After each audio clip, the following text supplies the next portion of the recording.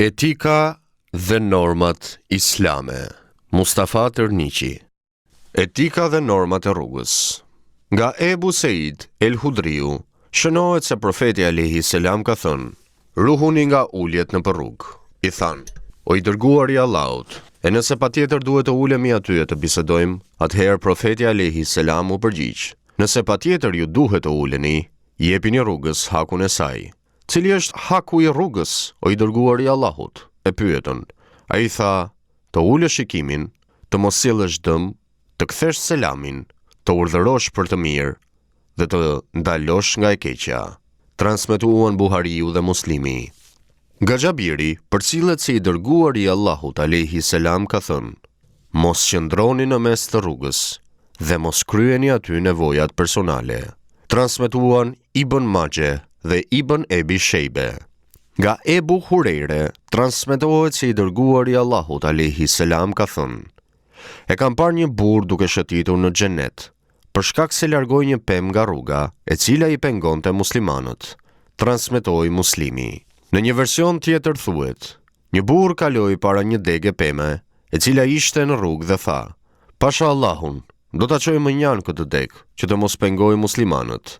E për këtë shkak u fut në xhenet." Nga Ebu Hurejre, transmetohet se i dërguari i Allahut alayhi selam ka thënë: "Imani, besimi, është 70 esa apo 60 esa deg.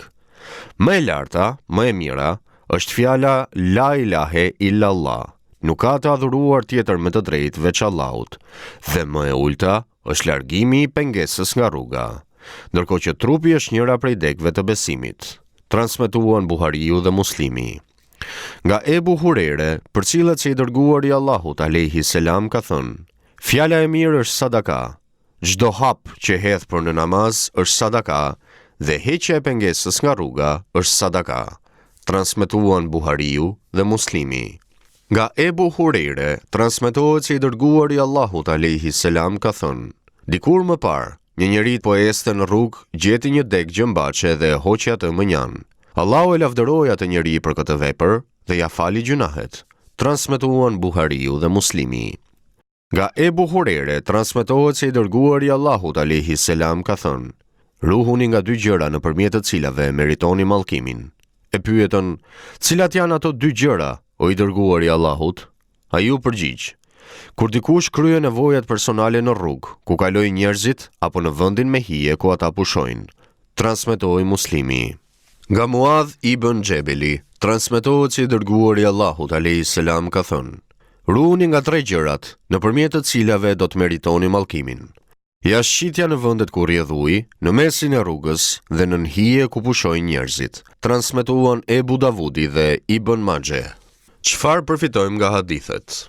Profeti alayhi selam na ka ndaluar të ulemi apo të qëndrojmë jashtë në rrugë pa nevojë, sepse aty kalojnë apo mblidhen të gjitha kategoritë e njerëzve. Të papriturat nuk dihen, por edhe ndalesat e ndryshme fetare, shumë njerëz nuk e kanë për gjë t'i shfaqin në publik dhe besimtari nuk duhet të jetë pjesë e atyre gjërave.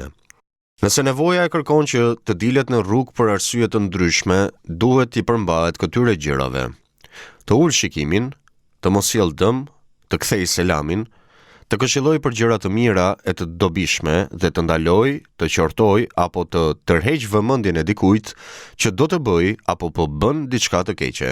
Në këtë formë i është dhënë haku rrugës. Përndryshe, njeriu do të jetë i rrezikuar të veprojë gabim apo të bëjë gjunahe të ndryshme. Është e pëlqyeshme që edhe në rast nevoje të mos qëndrohet në mes të rrugës ku zakonisht ndodhin ecejaket më të shumta.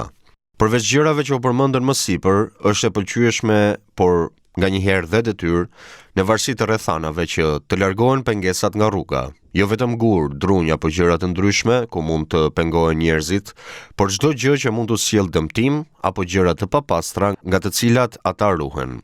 Ka njerëz të ndryshëm, pleq, fëmijë, të verbër e të tjerë, të cilët nuk janë të vëmendshëm dhe mund të dëmtohen pa dashje.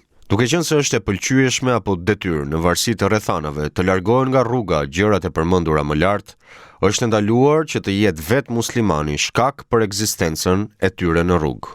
Nuk ka kuptim që feja të ftojë në një gjë dhe muslimani në publik të bëjë të kundërtën, duke u bërë shkak jo vetëm për dëmtimin e njerëzve, por edhe për keqkuptimin e fesë. Heqja apo largimi i pengesave nga rruga konsiderohet sadaka dhe ka shpërblim të madh me të cilin njeriu mund të shpërblehet fillimisht edhe në këtë botë.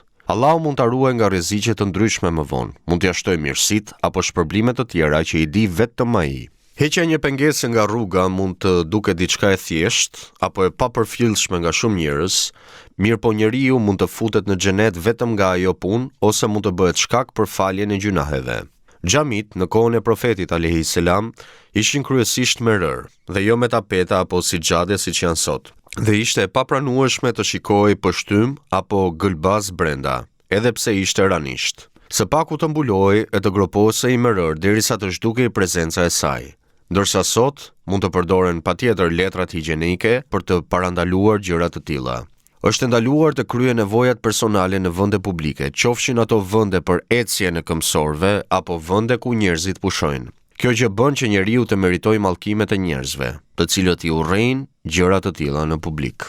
Edhe në rastet ku njeriu detyrohet të kryejë nevojat personale në natyrë, në pamundësi për të gjetur vendin e caktuar, duhet të ruhet që të mos kryejë nevoja personale apo të urinojë në rrjedhat e ujit apo në vende ku mund të kalojë ujë, të cilat përfundojnë në vende të caktuara që shërbejnë për njerëzit. Këtu futen edhe mbeturinat, sado pak apo të parëndësishme të duken, nuk duhen hedhur në rrugë, lulishte apo në vende të tjera publike.